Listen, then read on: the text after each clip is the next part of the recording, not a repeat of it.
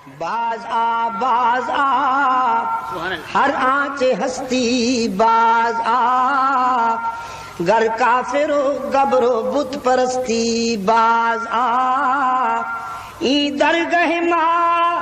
درگہ نومیدی نیست صد بار اگر توبہ شکستی باز آ او خطا کار اگر 100 مرتبہ توبہ کر کے توڑ بیٹھائے نبھا نہیں سکا تو مایوس ہونے کی کوئی بات نہیں، ایک مرتبہ پھر میرے در پہ آ کے دیکھ، جبین نیاز جھکا کے دیکھ، طلب کا دامن پھیلا کے دیکھ، ندامت کے اشک بہا کے دیکھ، میرے لطف و کرم کو آزما کے دیکھ، تیرے آنے میں دیر ہے میرے راضی ہونے میں دیر نہیں ہوگی۔ نعرہ تکبیر، ختم نبوت، شان صحابہ، علماء دیوبند، حضرت مولانا شاہ عبد المجید ندیم شاہ صاحب۔ حدیث قدسی رحمت عالم صلی اللہ علیہ وسلم نے اپنے رب سے روایت کی ہے، میرا رب کہتا ہے جب کوئی بوڑھا گناہگار شرمندہ ہو کر میرے در پہ آئے، وہ بوڑھا جس نے ساری زندگی بغاوت میں گزار دی، جس کے نامہ اعمال میں ایک بھی سجدہ نہیں، ایک بھی رکوع نہیں، ایک بھی تسبیح نہیں، شباب کی مستی تھی، جوانی کا نشہ تھا، دولت کی ترنگ تھی، برادری اور پارٹی کا غرور تھا، علاقے میں چودھری کہلاتا تھا، خان کہلاتا تھا، شملہ اونچا رکھتا تھا،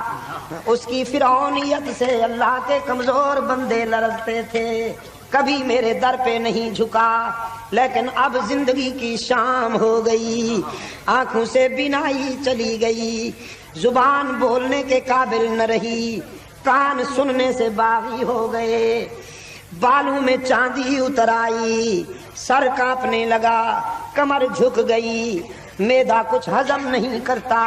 بیماریوں نے یلغار کر دی، اولاد نے بھی نگاہیں پھیر لی، معاشرے نے بھی منہ موڑ لیا، سب سے بڑا حادثہ جیب خالی ہو گئی۔ اب یہ بوڑھا انسان ساری زندگی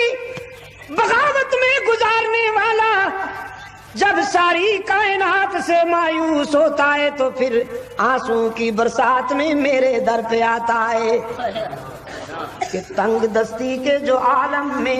میں گھبراتا ہوں، پر درے غیر پہ جاتے ہوئے شرماتا ہوں، ہاتھ پھیلانے میں محتاج کو غیرت کیسی، شرم اتنی ہے کہ بندہ تیرا کہلاتا ہوں، دیکھ میرے معبود دامن میں تو کچھ نہیں ہے، تجھ سے مانگتے ہوئے بھی حیا آتی ہے کہ ساری زندگی خطاؤں میں گزر گئی، لیکن تجھے نہ پکاروں تو کہاں جاؤں، تیرے سوا تو میرا ہے ہی کوئی نہیں۔ رب العالمین نے فرمایا میرے محبوب، او میرے پیغمبر، اچھی طرح جانتا ہوں اس بوڑھے کو، لیکن آج اسے ٹھکرا دوں، اسے اپنے در سے بھگا دوں، میری رحمت گوارا نہیں کرتی کہ مجھے اس کے سفید بالوں سے حیا آ جاتی ہے۔ مولانا عبد المجید شاہ صاحب ندیم، ناظم اعلیٰ مجلس فقہ اہل سنت، علماء دیوبند، تانا بھی نہیں دیتا معاف کر دیتا ہے، نافرمان بیٹا، اکلوتا بیٹا، سال ہا سال کے بعد جب شرمندہ ہو کر اپنے باپ کے پاس آتا ہے، راضی کرنے کی کوشش کرتا ہے، پدری محبت کا مارا ہوا باپ راضی نہ ہوگا تو کہاں جائے گا، بیٹے کو سینے سے تو لگا دیتا ہے لیکن تانا ضرور دیتا ہے، تو کتنا نالائق ہے، فلاں موقع پر میرا دل دکھایا، فلاں مرحلے پر میری بات نہ مانی، فلاں زندگی کے موڑ پر تو نے میری دل آزاری کی۔ باپ بھی بیٹے کو تانا دے کر معاف کرتا ہے، لیکن رب العالمین اپنے گناہگار بندے کو تانا بھی نہیں دیتا، معاف کر دیتا ہے۔ بغیر کچھ لیے سب کچھ دینے والا کون؟